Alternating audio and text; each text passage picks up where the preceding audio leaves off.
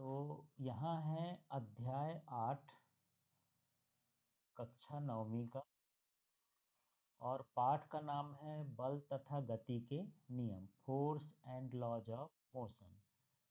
तो सबसे पहले बल की बात करते हैं कि हम रोज देखते हैं कि यदि किसी को रोकना हो तो रोकने के लिए भी हम क्या करते हैं, प्रयास करते हैं। गतिशील वस्तु है ना, और यदि गति देना हो तब भी प्रयास करते हैं।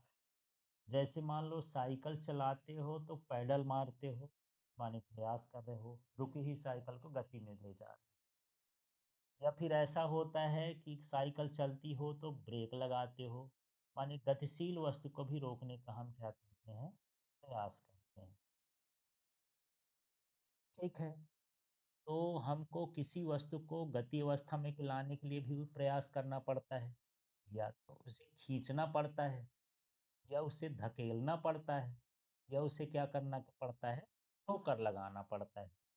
जैसे मान के चलो कि एक कार्टून बना लिए, अब उसमें रस्सी बांध दिए, तो आगे से खींचोगे या पीछे से उसको क्या मारोगे, धक्का मारोगे, है ना। तो ये क्रिया जो है खींचने की, धकेलने की, ठोकर लगाने की, ये क्या बताती है कि आप क्या लगाते हो, बल लगाते हो। यही सारी चीजें क्या हैं, बल हैं।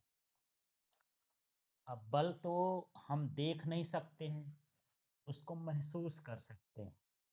टेस्ट भी नहीं कर सकते हैं कि मीठा है कि कड़वा है। उसके प्रभाव को हम क्या कर सकते हैं, देखते हैं।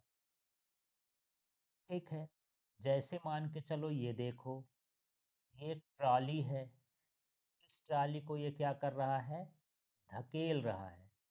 और जिस दिशा में धकेल रहा है इस दिशा में, उसी दिशा में इसमें क्या हो रही है, गति हो रही है।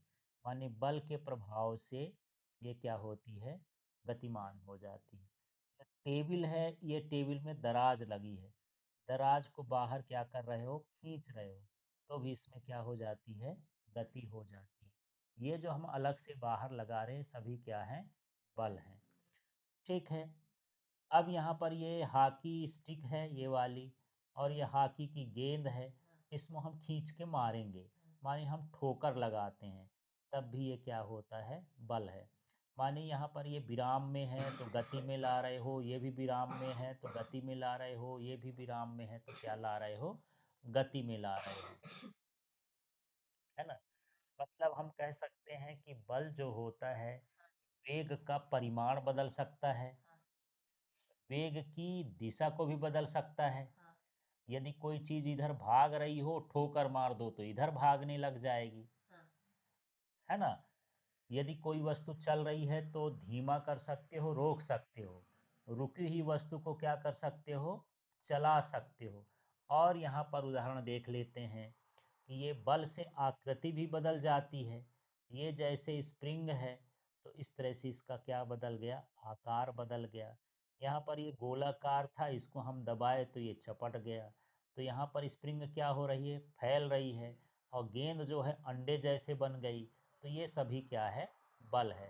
तो यदि हम ये कहें कि बल क्या है, ठीक है, तो यहाँ पर हम ये कह सकते हैं कि खींचना भी बल है, धकेलना भी बल है, ठोकर मारना भी बल है, किसी वस्तु को गति में लाना भी क्या है, बल है, और गति को रोकना भी क्या है, बल है। आकार बदलना भी क्या है, आकार जिससे बदल जाए, आकृति बदल जाए, ये सभी क्या होते हैं, बल होते हैं। माने बल क्या है, तो एक बाह्य कारक है। बल क्या है, बाह्य कारक है ना। या खिंचाव है, या धकेलना है, या ठोकर है, जिससे किसी वस्तु में गति उत्पन्न होती है, या गति को रोक सकते हैं, या आकार में परिवर्तन हो जाए, या आकृति में परिवर्तन हो जाए, तो यही क्या कहलाता है, बल कहलाता है। अब यहाँ बल को समझते हैं, संतुलित बल और क्या है, असंतुलित बल। ठीक है, तो यहाँ पर आप देखिए कि ये जो बने हुए हैं ये ना, ये लोग धक्का मार रहे हैं कहाँ की ओर, आगे की ओर, लेकिन इसमें जो घर्षण बल लगता है वो कहाँ की ओर लग रहा है, पीछे की ओर। ठीक है, यदि इनके घर्षण बल का मान और इनका जो बल इसमें नेट बल लग रहा है उस बल का मान क्या हो, शून्य हो, तो ये कैसा है, संतुलित है।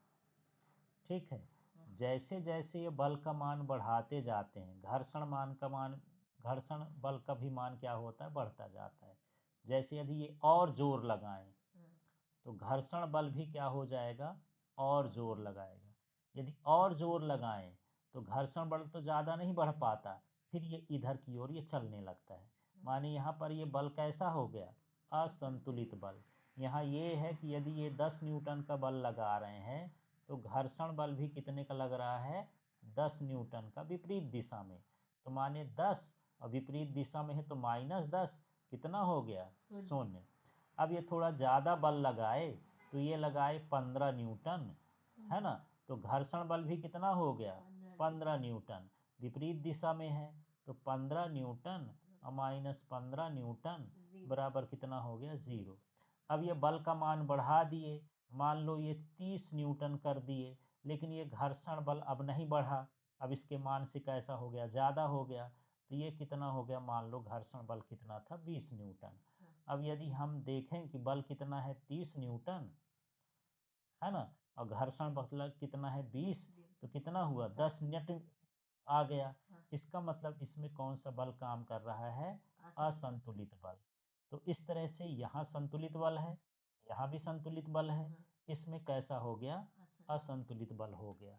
तो जब किसी वस्तु पर नेट बल का मान शून्य हो, नेट बल मतलब जितने बल लगते हैं, तो वह कौन सा बल होता है, संतुलित बल, है ना।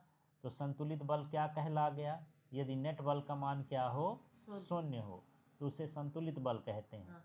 और यदि नेट बल का मान शून्य ना हो तो उसे हम क्या कहते हैं, असंतुलित। ठीक है, अभी हम और आगे देख सकते हैं, जैसे यहाँ पर ये टेबल रखा है ना, इस टेबल में ये एक किताब रखी है, और ये किताब न इधर सरक रही, न इधर सरक रही, न इधर सरक रही, न इधर सरक रही, चुपचाप रखी हुई है। तो इस पर लगने वाले बल कौन से बल कहलाएंगे, संतुलित बल। ये किताब गिर न जाए या टेबल सरक जाए तब क्या हो जाएगा, असंतुलित बल। माने असंतुलित बल ही किसी में क्या प्रदान करता है, गति पैदा करता है। तो यहाँ कह सकते हैं, मान के चलिए कि कोई वस्तु समान वेग से साथ गतिशील है तो उस पर लगने वाला बल क्या है, संतुलित। एक समान वेग से है या फिर वो स्थिर है, दोनों में हो सकता है। यदि वस्तु स्थिर है या वस्तु एक समान वेग से चल रही है तो उसमें नेट बल का मान क्या होगा, शून्य होगा। माने वो कौन सा है, संतुलित है। जरूरी नहीं है कि कोई वस्तु चलती हो तो उसके लिए बल की आवश्यकता होती है ना। यदि कोई वस्तु चलती है तो चलती रहेगी, रुकी है तो रुकी रहेगी, जब तक कि बाह्य बल न लगाया जाए। तो मतलब उसमें लगने वाले बल कैसे हैं, संतुलित हैं। ठीक है, ना उसको कोई रोकने वाला है न कोई उसको भगाने वाला है, जिस वेग से जा रही है उसी वेग से जाती रहेगी। तो मान लो कोई वस्तु गतिमान है एक समान वेग से, तो उस पर लगने वाले बल का मान क्या है, शून्य है। एक समान वेग से जाए तो बल का मान क्या है, शून्य। और स्थिर है तो शून्य। माने कौन सा बल लग रहा है उनमें, संतुलित बल लग रहा है। ठीक है, अब दूसरे उसमें देखते हैं कि यदि वस्तु का वेग बढ़ रहा है, उसकी वेग का मान में बदल रहा है, कम हो रहा है या ज़्यादा हो रहा है, उसकी दिशा परिवर्तन हो रही है या उसमें त्वरण उत्पन्न हो रहा है, तब कौन सा बल होता है, असंतुलित बल होता है। उसमें नेट बल शून्य नहीं होता है। समझ में आ गया। तो संतुलित बल कौन कौन सी वस्तु में पाया जाएगा, जब कोई वस्तु गति करती हो या फिर स्थिर हो। हाँ, ये असंतुलित बल जब कोई वस्तु के उसके वेग में परिवर्तन, दिशा में परिवर्तन, वेग में परिवर्तन हो, दिशा में परिवर्तन हो, तब उस पर कौन सा बल लगता है, असंतुलित बल लगता है। ठीक है,